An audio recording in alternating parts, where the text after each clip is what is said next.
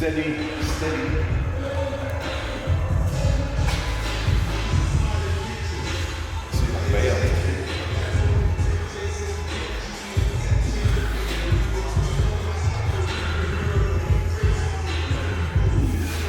One,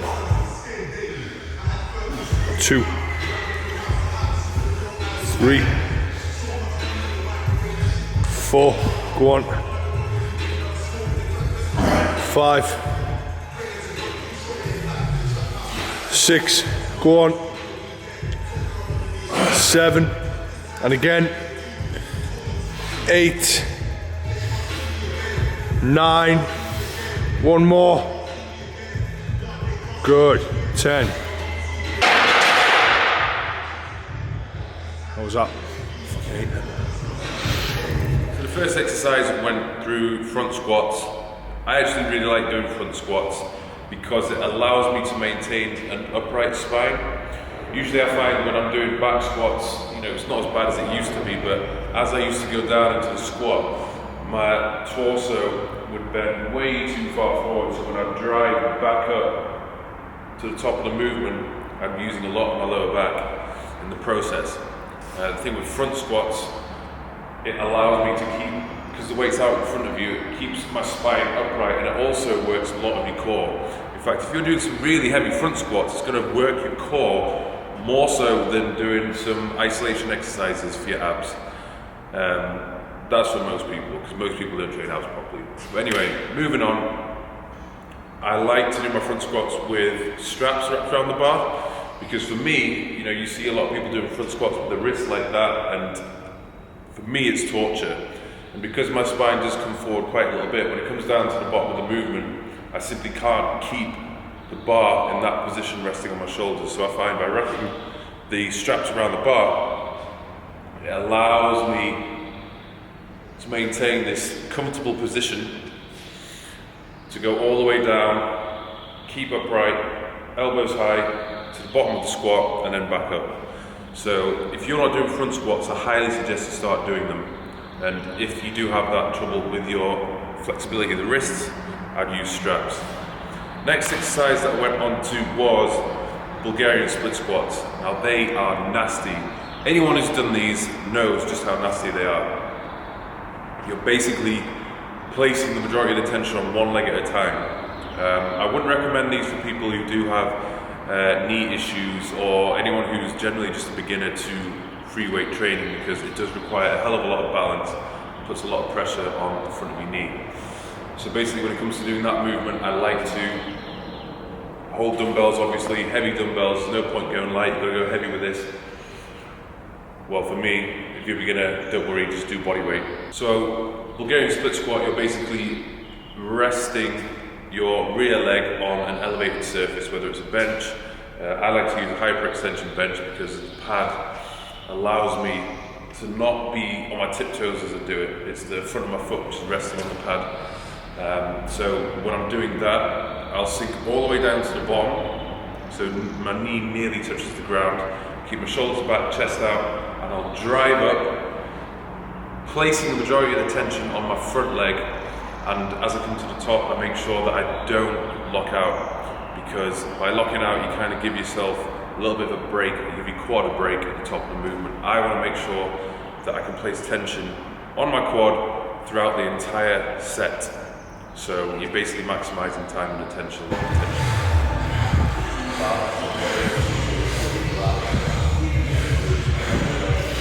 2, 3,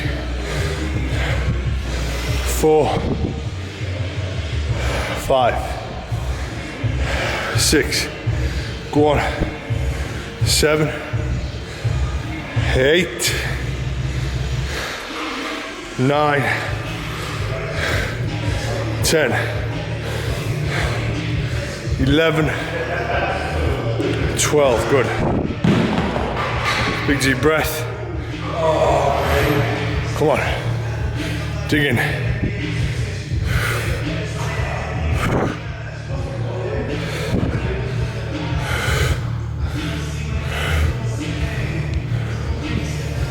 One, 2, 3, 4, 5, go on. 6, 7, 8, 9, 10, 11, 12, good. Next exercise that we went on to was the heel elevated dumbbell squat. Now I really like these because it places almost all the tension onto your quads. If you were to do, for most people doing a traditional standing flat-footed dumbbell squat, they'll find that as you go down, their back comes forward quite a bit. As you drive up from the bottom of the squat, you use a lot of your lower back to pull the weights back up, which is not really the purpose of the exercise. That's kind of turning it into a little bit of a deadlift. I like to keep all the tension on the quads, so the key is to go down and to keep your back right, your spine, as upright as possible as you do it. So in order to do this, you want to push your chest out, keep your shoulders back, and slowly go down to as low as you possibly can without your bum tucking, and then drive back up. Again, no locking out at the top because you want to get the quads working throughout the entire set. These are nasty, they will burn, but you just got to power through it. And on this particular workout, I did a drop set on the final set just to make it that little bit more disgusting. Our last one.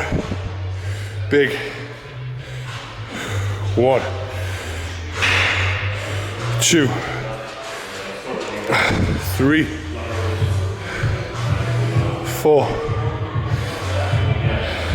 5, 6, go on.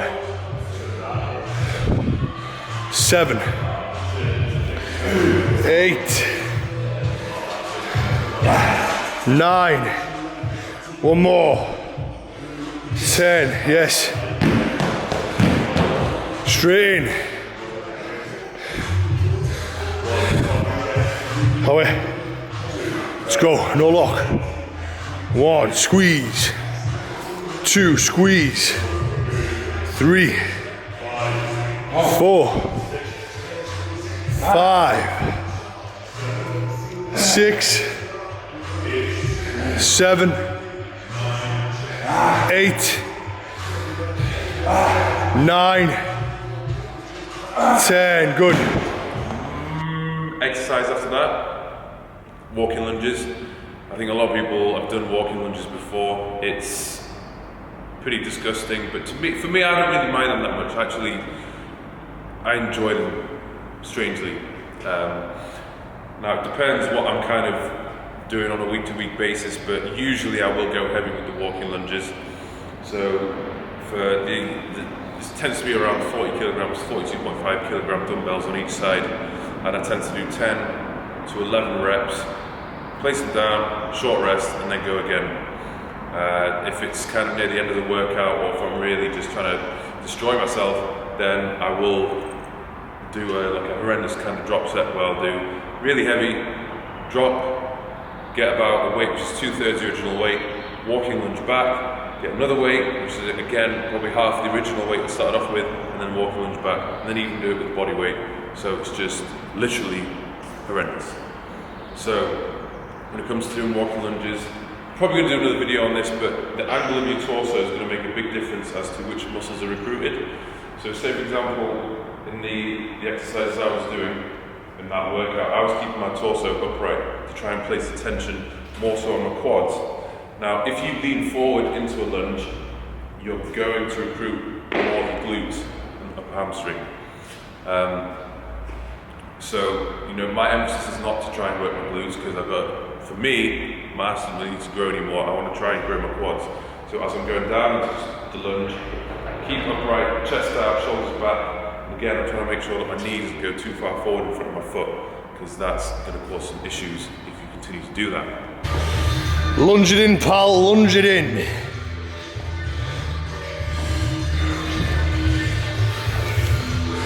Three, 4, 5, 6, 7, 8. Go on. 9, and again. 10, good. How we feeling, son? Huh? 1, 2, 3, 4, 5, 6, 7. Go on. 8, 9. One more. 10. Yeehaw! How we doing? Good. Das ist gut. Das ist gut, ja. Das ist gut, ja. Final exercise I did to finish it off was kind of an exercise which kind of replicates the same movement as a hack squat. So what I've kind of done using the equipment available in this gym is I've used a foam roller resting against the wall. So it allows me to kind of push back a little bit as I go down into the squat, keeping my spine completely upright as I go down, so that once again I can try and maintain as much tension as possible on the quads. Obviously, to try and make this a little bit more disgusting, I'll be using heavy dumbbells on each side. I can use a barbell as well if I wanted to. I generally would recommend people with short arms to just do dumbbells because if you don't have long arms, it's not going to be happening for you. So in heavy dumbbells, I try and go very slow on the negative, as low as I can without my bum tucking, and then a kind of an explosive movement back up to the top where I'm not going to be locking out, because again, locking out is your quad resting. And for me, especially with that one, I try and drive up and try and squeeze my quads as much as possible. Go. No lock. 1, 2, no lock. 3, 4, 5, 6. Go on. 7, 8. Go on. 9. One more. Get it. Get it, boy. 10. Yes. Sick, boy. Sick. For me, when it comes to training legs, one of the biggest problems I have is not being able to contract the muscle at the top of the movement or the peak of the contraction.